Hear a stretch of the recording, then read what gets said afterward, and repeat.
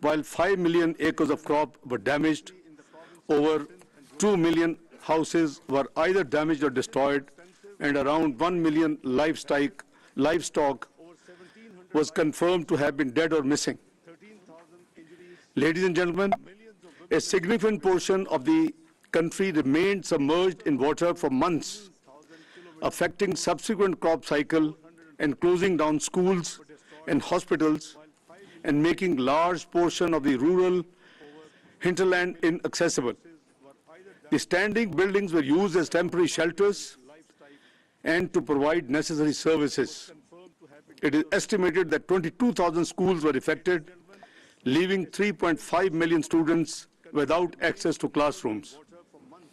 This is leading to a learning crisis in the country, and it will take coordinated efforts and resources to rebuild the education system. Excellencies, ladies and gentlemen, the government of Pakistan placed recovery and rehabilitation of the affected people as its most important priority. Through Benazir Income Support Program, rupees 70 billion were disbursed as emergency measure to the flood-affected families, and till now, 8.17 million flood victims have been given the cash assistance. As a result, 2.7 million families got straight-away cash relief and the other assistance which was immediately required. We are appreciative of the fact that the World Bank promptly announced $1.6 billion assistance for rehabilitation in flood areas and an additional 500 million for building climate-resilient Pakistan. You are aware that PDNA estimated economic and physical losses caused by the floods as over $30 billion. According to their calculation, which are jointly conducted by World Bank, UNDP, European Union, and Asian Development Bank with the assistance of the Planning Ministry of Pakistan, their calculation of the needs for the rehabilitation and reconstruction work is $16.3 billion. We have been working to obviously plan this reconstruction and rehabilitation work over the period of 3 years, with at least half of the requirements to be met by Pakistan's own system and assistance. Our GDP, keeping in view of the size of the GDP, we believe that over the next 3 years period for this phase of reconstruction and rehabilitation, we should be able to contribute $8 billion out of the $16.3 billion to carry out this rehabilitation and the reconstruction work. The support from the friendly countries and the multilateral donors will not only help with flood relief and rehabilitation effort, but will also create fiscal space and external debt sustainability for the country, reinforcing its efforts to implement the ongoing IMF program. The climate change has led to devastating spillover impacts on Pakistan. This is a major exogenous shock representing a global public externality. Pakistan contributes less than 1% of greenhouse gas emissions, but yet it has found itself at the center of climate change-induced devastation in the form of catastrophe of the floods last year. Concerns about food security are paramount. Social stability is also a concern amid high energy prices, inflation, and macroeconomic policies. Excellencies, ladies and gentlemen, I want to make it clear that Pakistan remains committed to its international obligations and is on track regarding our macroeconomic fiscal reform agenda, which focuses on increasing our revenues, increasing spending on social sector programs, decreasing expenditure wherever we can moderate, and creating thereby more fiscal space for the reconstruction rehabilitation phase, which we have to undertake in the next 3 years. Pakistan is right now facing challenges on account of additional outlays incurred and projected for the flood-related rescue, relief, and rehabilitation needs. Existing limited space negatively impacts Pakistan's ability to provide resilience and determination to all those affected by the natural disaster. While appreciating the resilience and determination of the people of Pakistan, it is obvious that they need help and global cooperation, which we are thankful to all those who have been extending and communicating to us. Pakistan is carrying out the fiscal reforms necessary for long-term recovery and sustainability.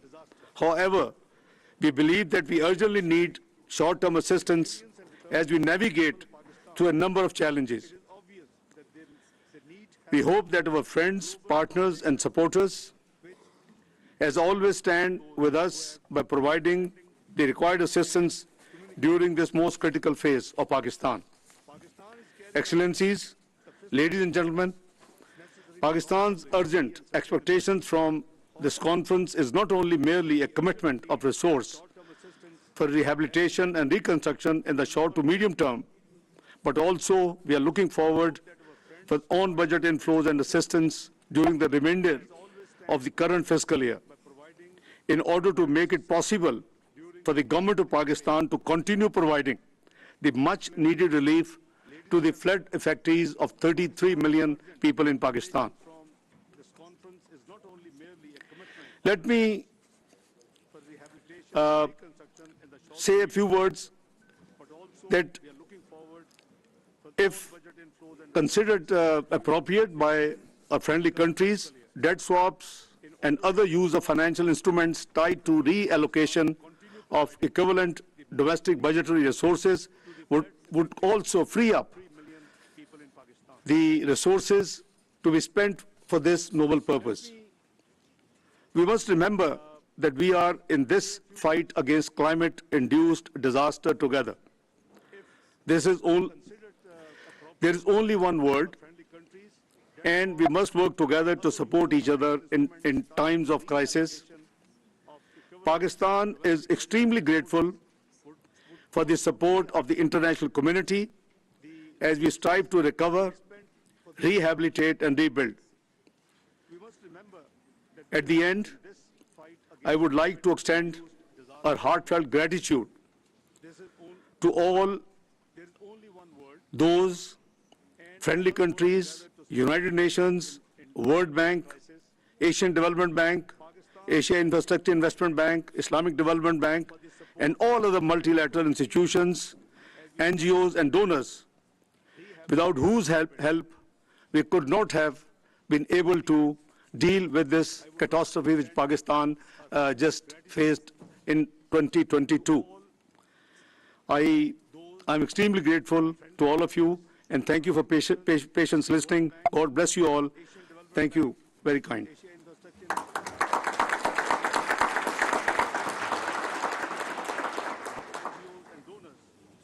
I now request His Excellency Mr. Akim Steiner, the UNDP Administrator, to say a few words. Thank you very much, Your Excellency, the Minister of Finance of Pakistan, distinguished ministers and fellow panelists, dear Martin, my colleague from the World Bank. Let me also, on behalf of the United Nations Development Programme, join the Secretary General and my co-chair in welcoming you both to this meeting here, but also to an attempt to break new ground. I was just looking at the presence of ministers of Pakistan on this podium.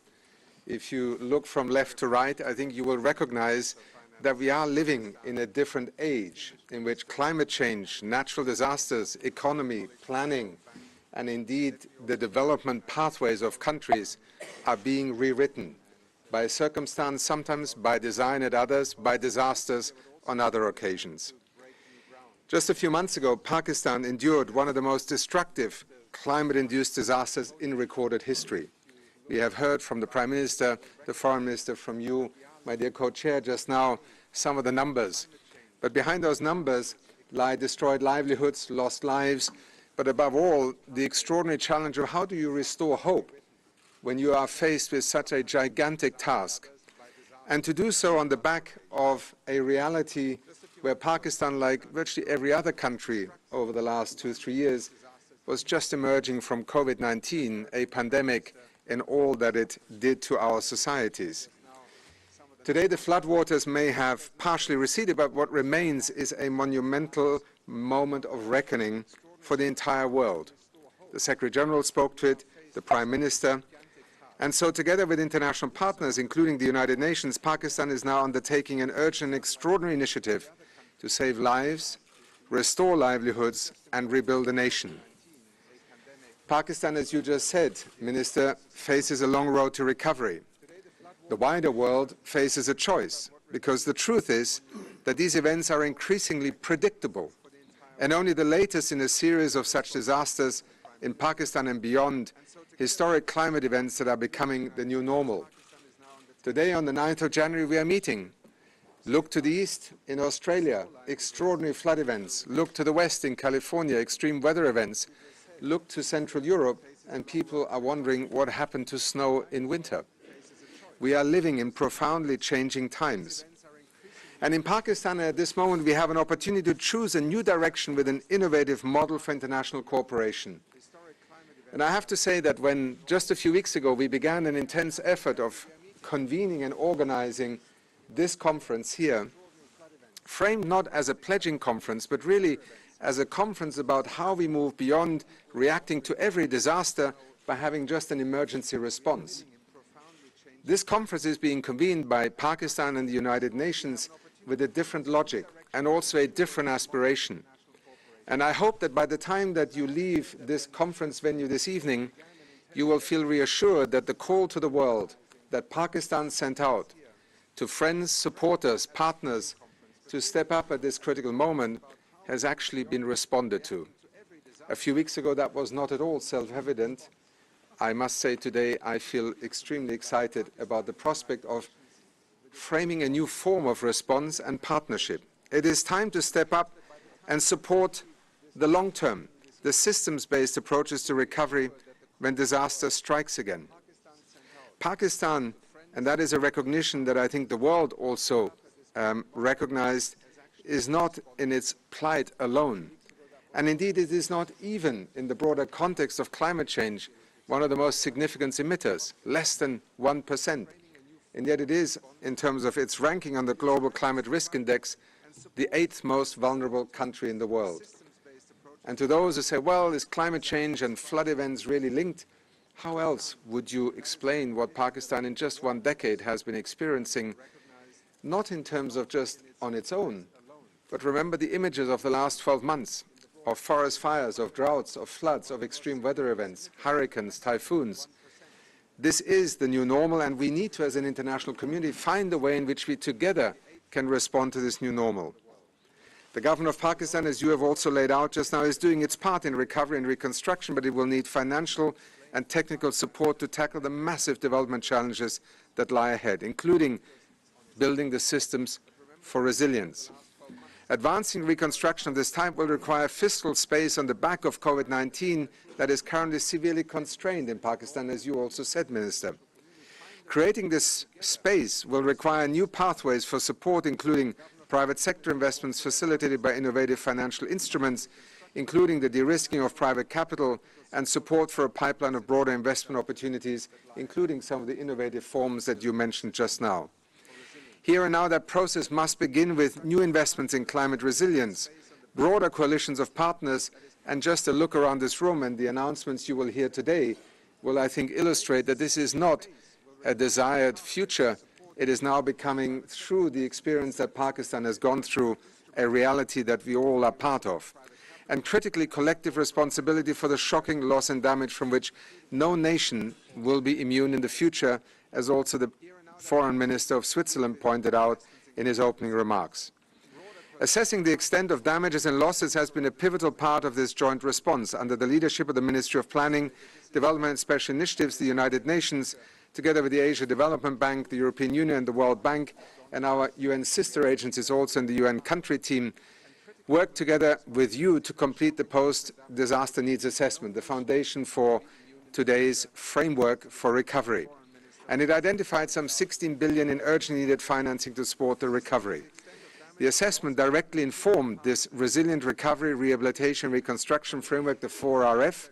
We always have strange ways of baptizing these very real things into very technocratic language, but 4RF it is. A comprehensive policy-based approach comprising sectoral interventions, public and private sector financial strategies, and implementation and monitoring arrangements. We now look forward to the presentation of this framework, and I also want to particularly thank His Excellency Professor Ahsan Iqbal, the Minister of Planning, Development and Reform of the Islamic Republic of Pakistan, for the excellent partnership that we as an international community, and I think, Martin, I speak on your behalf as well, have enjoyed in working together under great pressure, but also with great purpose and direction in the last few months. Thank you so much.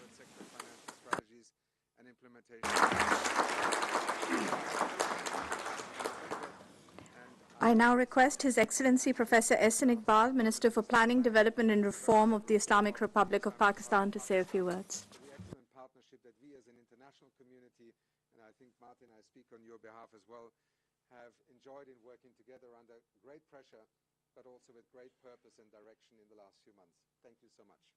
Excellencies, distinguished guests, ladies and gentlemen, I thank you all for coming here. Excellencies, distinguished guests, ladies and gentlemen, I thank you all for coming here today to express solidarity with the people of Pakistan who have experienced worst climate disaster of recent times. Pakistan has faced floods in 2022, but as one of the most vulnerable countries to climate disasters, we face range of disasters that we experienced during 2022, starting with very high temperatures, forest fires, droughts, culminating into unprecedented floods within a short span of 4 months.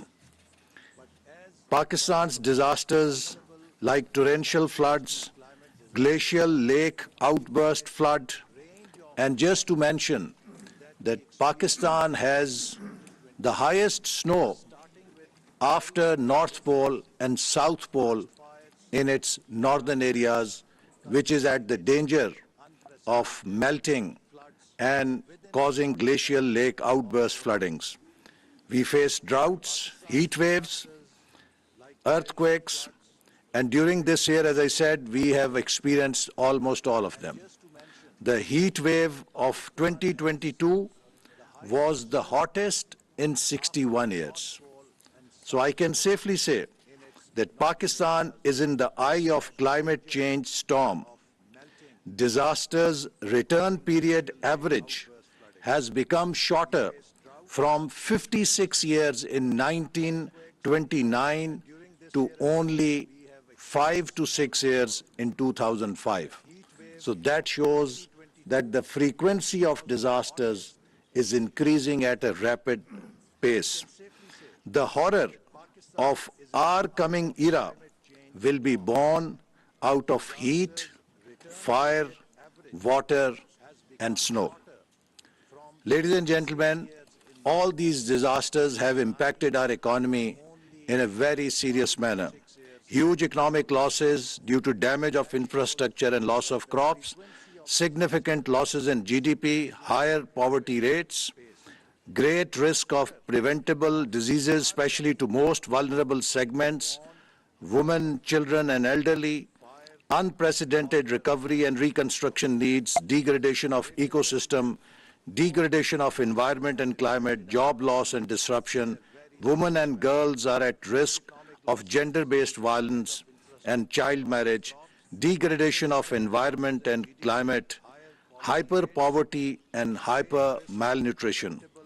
The worst part of the floods in 2022 was that it was not only a climate disaster, but it also turned into a human tragedy as it hit the 20 poorest districts of Pakistan.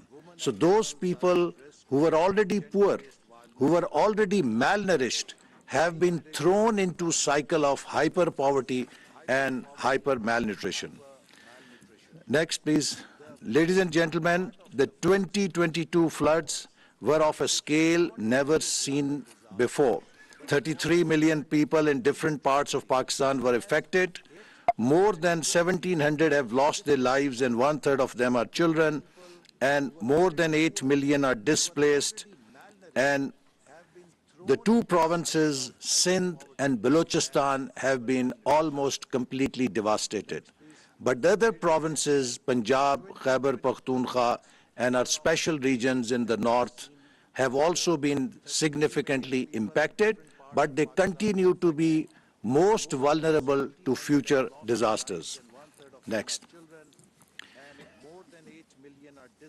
With the help of our development partners, we have also been able to identify what were the damages and losses due to these floods. We are very grateful to World Bank, Asian Development Bank, European Union, UN and its agencies, and other development partners for working as a team to document in shortest possible time the post-disaster need assessment report for Pakistan, which put $14.9 billion damage and $15.23 billion of economic loss, with combined cost of over $30 billion to Pakistan's economy. This was a massive blow and hit to an economy which was just beginning to recover from crisis.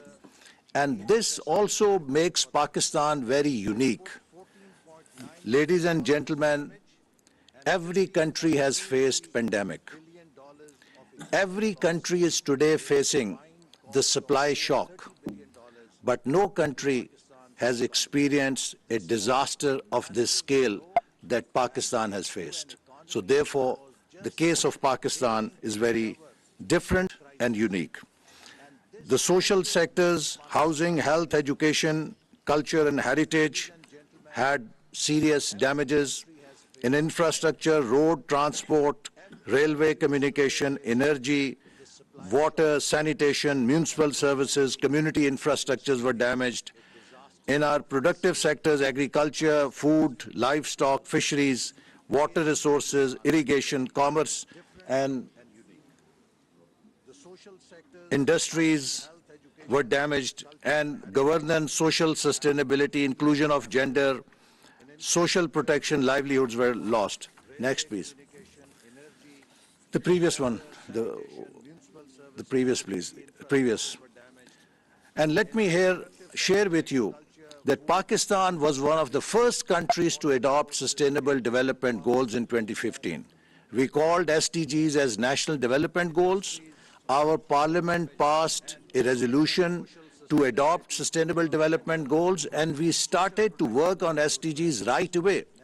But these floods, ladies and gentlemen, have washed all the gains that we made during 7 years. Almost 9 million people have been pushed into poverty. Additional 7.6 million people are facing food insecurity. 17 million women and children are at greater risk of preventable diseases. 4.3 million people with job loss and disruption to their livelihoods, and more than 600,000 women and girls at risk of gender-based violence and child marriage due to disaster situation. Next, please. Next. Next. So towards recovery, ladies and gentlemen, we have developed a 4RF framework. Its details are there in your packet also. You can read in more greater detail how to have resilient recovery, rehabilitation, and reconstruction framework. The vision is an inclusive and resilient recovery through a whole of Pakistan approach, leading to sustainable development for the people and the country. The objectives are to improve governance and enhance capacity of state institutions to face the disasters and mitigate against them, restore livelihoods and economic opportunities, ensure social inclusion and participation in all aspects of recovery and related development, restore and improve basic services and physical infrastructure. And above all, also underlying important objective is to achieve sustainable climate resilience through rebuilding and re-engineering our infrastructure. Our challenge as Ministry of Planning is double. Not only we have to build a new infrastructure, a modern infrastructure for future development, we also have to re-engineer our built infrastructure to be more resilient and adaptable for future shocks. So the foundation is Build Back Better, people-centered socio-economic recovery, building systematic resilience against natural hazards and climate change impacts. Next. The 4RF sectors have 4 major goals: governance, whose cost has been estimated at $413 billion, strategic resilient objective, resilience plan, objective 2, agriculture, livelihood, finance markets, $4.3 billion, SRO 3, social inclusion, including gender, culture, heritage, $1.7 billion, and 4, education, health, nutrition, water, sanitation, municipal services, infrastructure, energy, transport, $10.08 billion, which makes it $16.28 billion, according to the PDNA. The government of Pakistan plans to do 50% of the $60 billion through its own resources and is requesting international community development partners to help it cope this burden by providing $8 billion over the next 3 years so that we can rebuild our damaged infrastructure in shortest possible time. The long-term resilient climate, resilient infrastructure development plan is over $13 billion, which involves National Flood Protection Program and building new infrastructure or re-engineering existing infrastructure to stand against future shocks. Next. As I told you, out of $16.3 billion, the local resources we hope to mobilize are $8.15 billion, and we look forward to $8.15 billion through our friends and development partners. Next. We have worked out a number of projects in different areas, starting with forecasting and preparedness, which involves capacity building of Pakistan Met Department, Federal Flood Commission, multi-hazard early warning systems, installation and upgradation of telemetries, data center for disaster prevention. Then mobilization, rescue and relief, capacity building of National Disaster Management Authority, Provincial Disaster Management Authorities, District Disaster Management Authorities, procurement of helicopters, boats and other equipment for evacuation, procurement of emergency bridges and other equipment, and then in recovery, financial assistance for people for their livelihood. Next, please. Rehabilitation, housing, health, education, gender inclusion, private sector development, water and sanitation, and reconstruction of infrastructure to make it more resilient. Next, please. Next.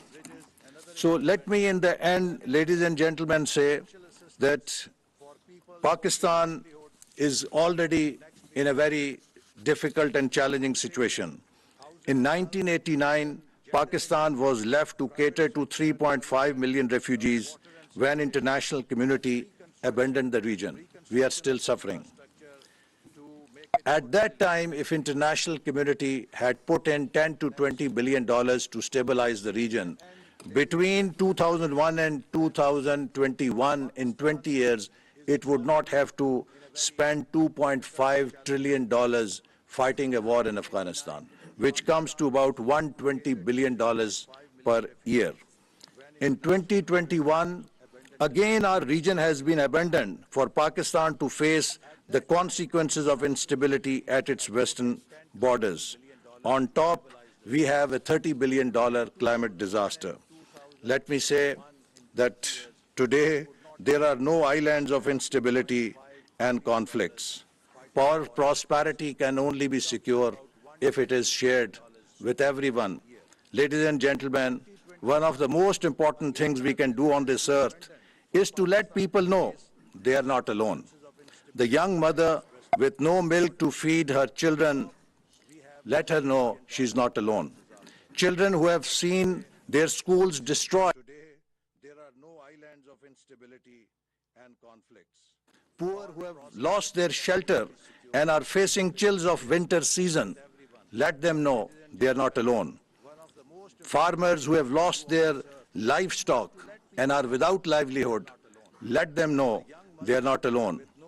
Mothers and children who are malnourished, now hyper-malnourished, let them know they are not alone. Youth who have lost their jobs, let them know they are not alone.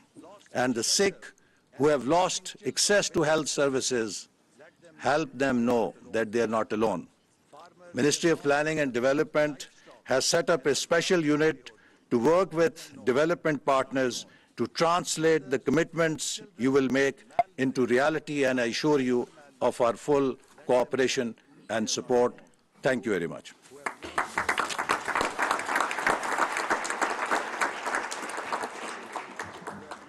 I now request Her Excellency Ms. Sharif Rahman, Minister of Climate Change of the Islamic Republic of Pakistan, to say a few words. Thank you very much.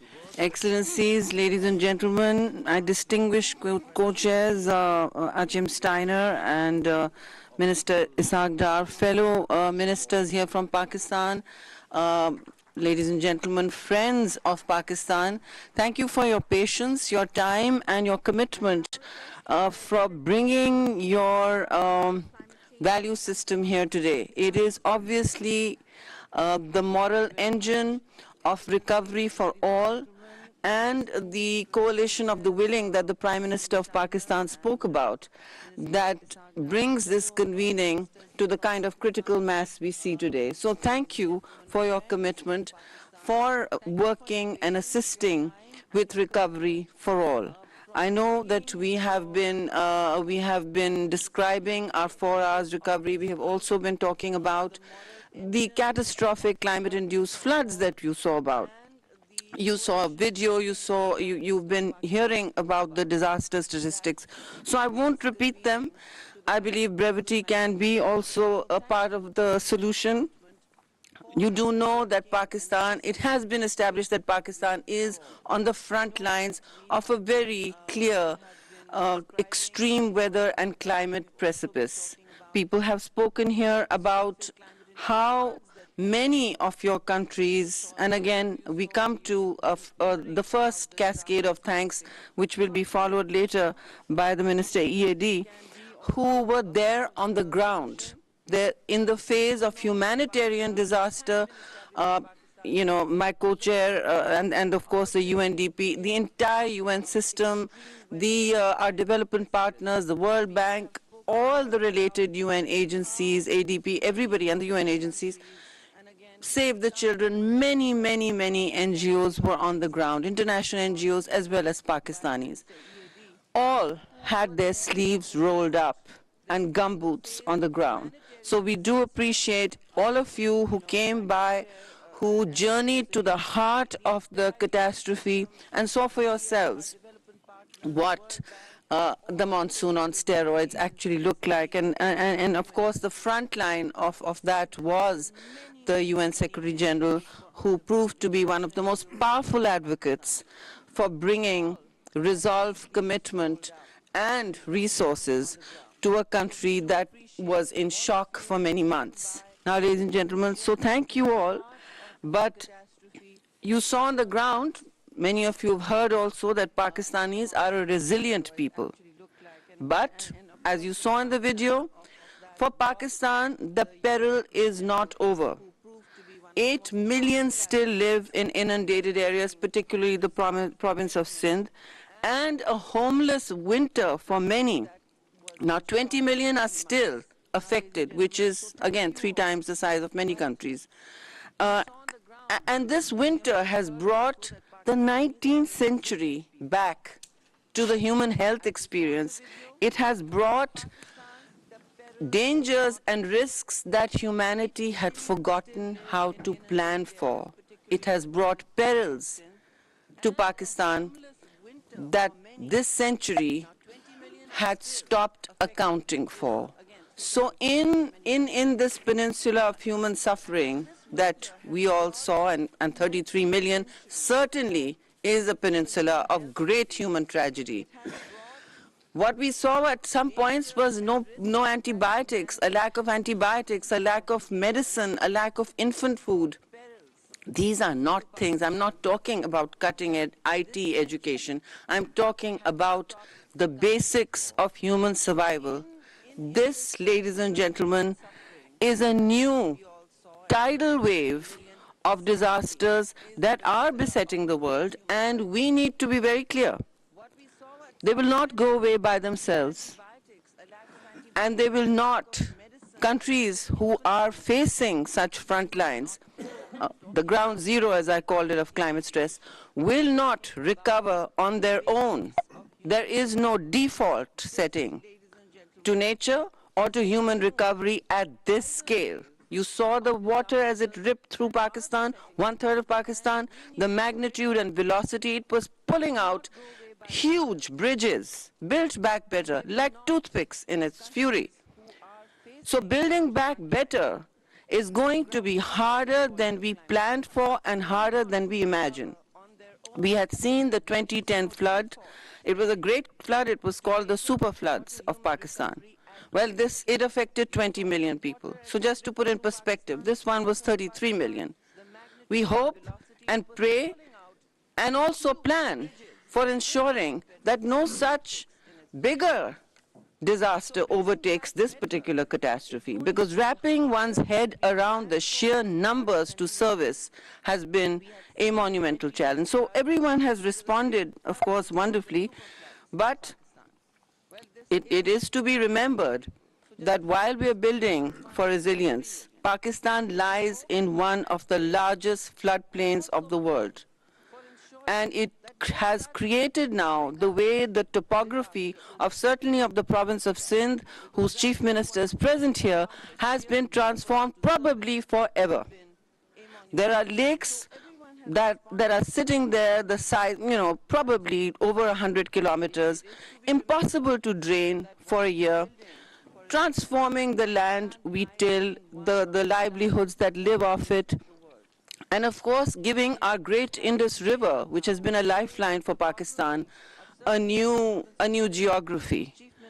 So while we're living in these areas, what I call the axis of vulnerability, it is time to look very hard at how risk management is part of a cascade of ongoing, timely, and agile investments that can build up the defenses, the shields that societies need to stand up to what the Secretary General called the war that nature is waging now on the world. As one of my colleagues said here very ably, Pakistan has been next door to a long war, one of the longest war in the world, and home to a high cohort of refugees.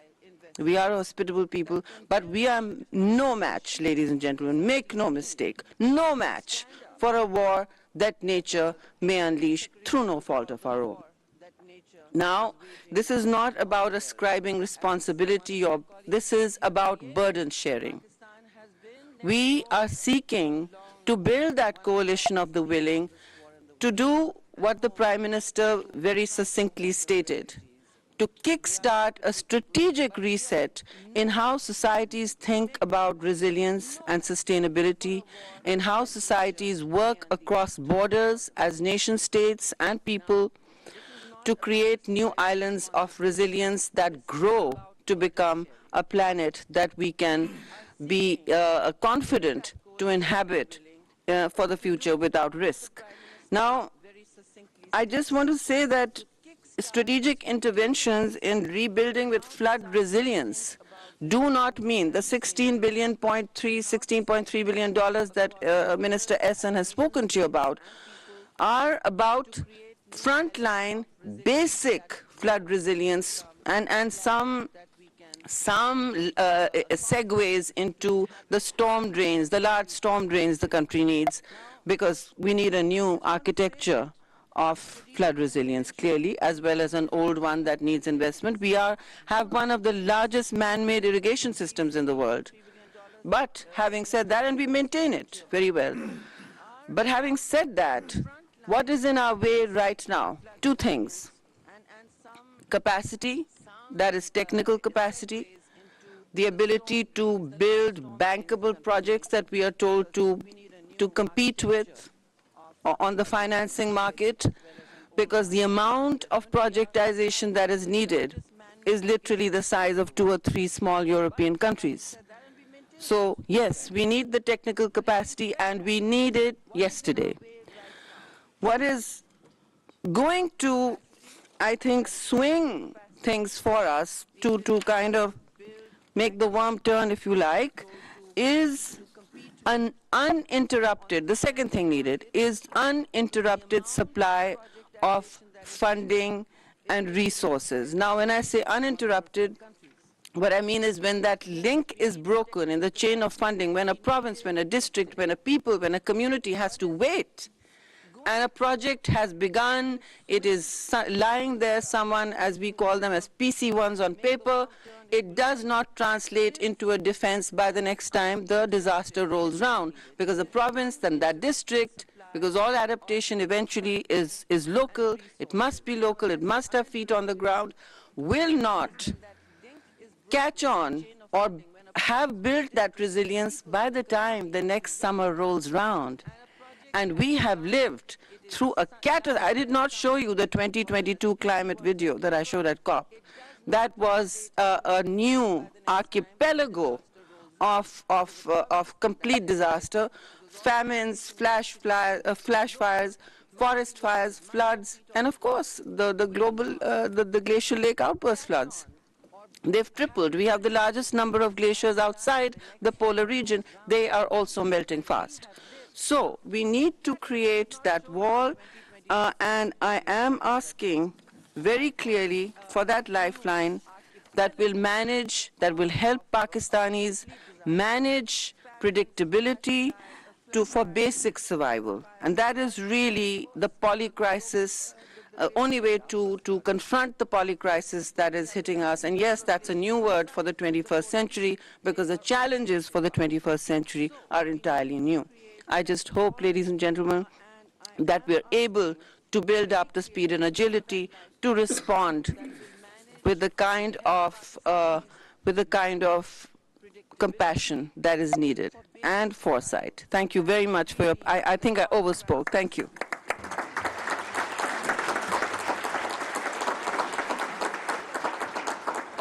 I now request His Excellency Mr. Ayaz Sadiq, Minister Economic Affairs Division, Government of Pakistan, to say a few words. Bismillah ar-Rahman ar-Rahim.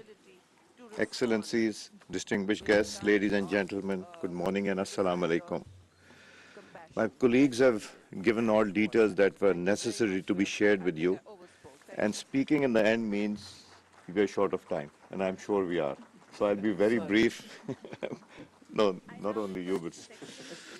So, on behalf of the Government of Pakistan and the Ministry of Economic Affairs, I would like to take this opportunity to extend my profound appreciation to the United Nations for the support in organizing and making excellent arrangements for this very important conference. Since the outset of the floods, as directed by the Prime Minister of Pakistan, the Ministry of Economic Affairs has worked closely with the United Nations in Pakistan and the international development partners for provision of immediate humanitarian relief, assistance, rehabilitation for flood affectees. At the beginning of August 2022, the Ministry of Economic Affairs immediately liaised with the development partners and took steps including establishment of a steering committee comprising of development partners, international, national stakeholders for ensuring better coordination and supervision of humanitarian relief work. The Ministry of Economic Affairs also organized a donors conference in late August 2022, presided over by the Prime Minister and attended by a large number of development partners aimed at highlighting Pakistan's immediate relief and rescue needs. Excellencies, our bilateral, multilateral partners have been most forthcoming in their response to Pakistan's call for help. The solid collaboration with our development partners brought forth immediate assistance in various forms, provided relief for millions of the stranded Pakistanis, for which we are grateful. The assistance included cash transfers for the flood-affected people who had lost everything: food, medicine, shelter, clean drinking water, etc. Our development partners have always helped Pakistan during the different calamities faced, including the many devastating earthquakes and floods in the past. Although I would have preferred to have thanked each development partner for having supported us during the difficult times, yet that would have taken a lot of the allocated time. The Ministry of Economic Affairs, being the government's main arm for coordinating international assistance, continues to fulfill its role monitoring, supervising the inflow of aid. It is pertinent to mention that Prime Minister of Pakistan has given directions for vigorous scrutiny and monitoring, ensuring complete transparency in the utilization of the valuable assistance provided by our development partners. It is with this promise that we will continue to partner with the international community in implementing the 4RF and planning ahead to meet challenges of climate change. The government of Pakistan looks forward to significant support from its development partners in rebuilding Pakistan in the aftermath of the devastation caused by the floods. In this regard, the Ministry of Economic Affairs Division will adopt a robust system for monitoring and work with the international development partners, ensuring proper follow-up on the assistance pledges made during the conference and the effective and efficient utilization in Pakistan, leading to focused people-centric development and resilient rehabilitation and reconstruction process. I would once again like to express my sincere gratitude to the United Nations for organizing this conference and to the international development partners for their continued support. I tried my best to read as quick as possible, in shorthand in fact, and I've omitted a few things which I wanted to say so that we'll save time. Thank you, co-chairs.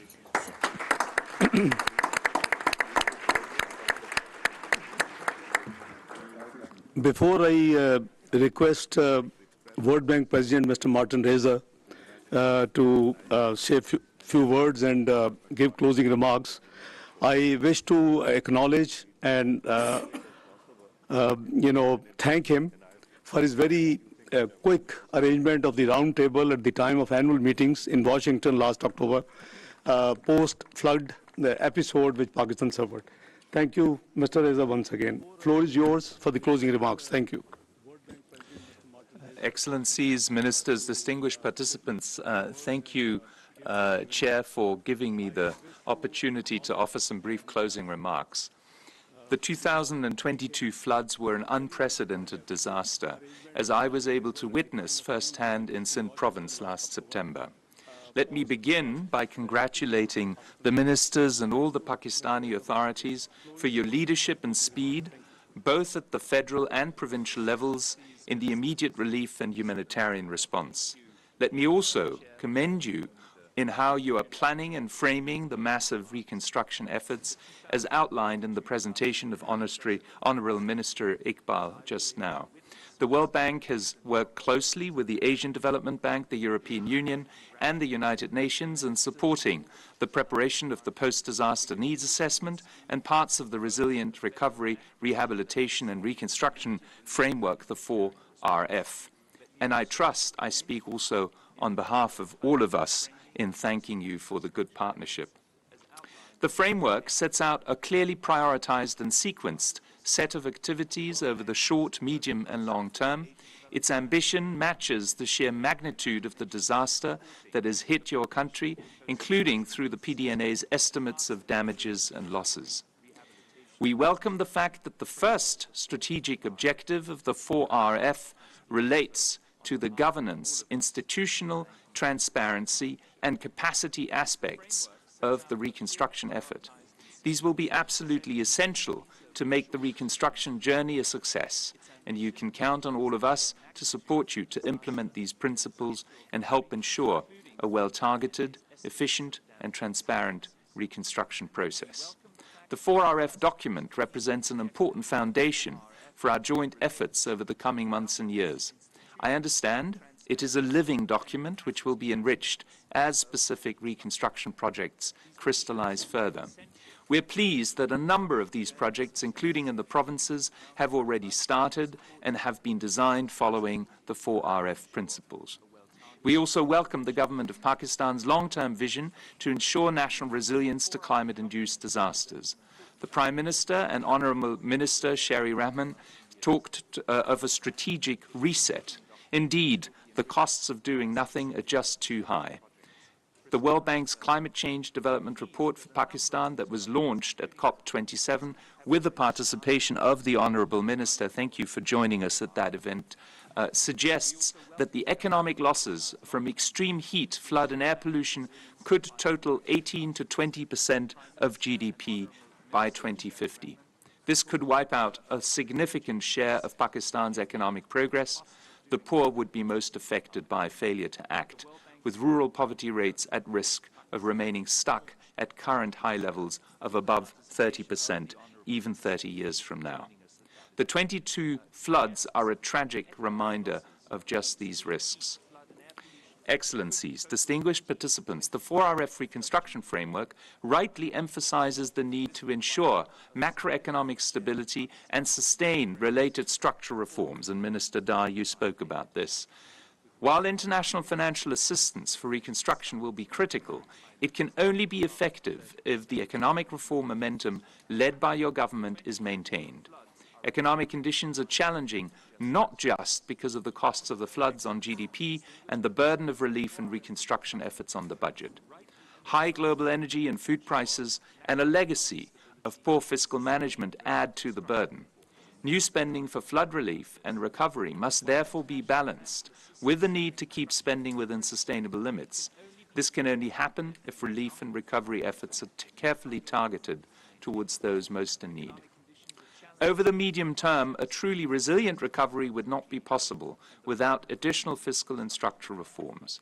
This is the time to reduce leakages and losses in expenditure, for instance in the power sector, that are weakening public finances, to address the inefficiencies that are muting investments and exports, and to better target social support to those most in need, and to make sure that those that are most fortunate in society and all sectors contribute to this national reconstruction effort through more progressive, wider-based taxation. Ladies and gentlemen, as the Prime Minister has emphasized, Pakistan has shown incredible resilience throughout its 75-year history.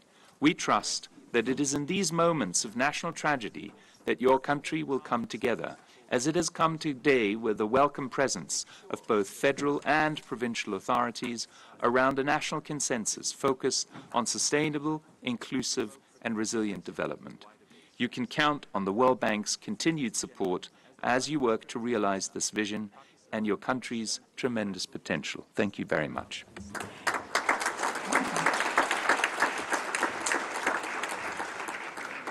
Thank you so much, Mr. Heiser. Before we take a coffee break, please bear with me for a minute for just some housekeeping practical announcements. Lunch will be served one floor above at the mezzanine floor, level 2, the entrance level. You can avail the lunchtime to also visit room 25, where UN agencies will exhibit materials of their work in Pakistan, and colleagues will be available for any queries. After lunch, at the end of plenary session 2, we will be breaking out into 2 sessions.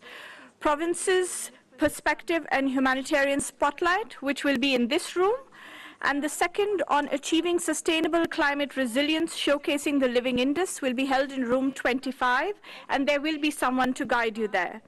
Also, as you already know, there are no food or drinks allowed in the conference room. Thank you so much. I now invite you for coffee, which is served right outside this room, and we will be grateful if we could reconvene after 15 minutes. Thank you so much. Spotlight, which will be in this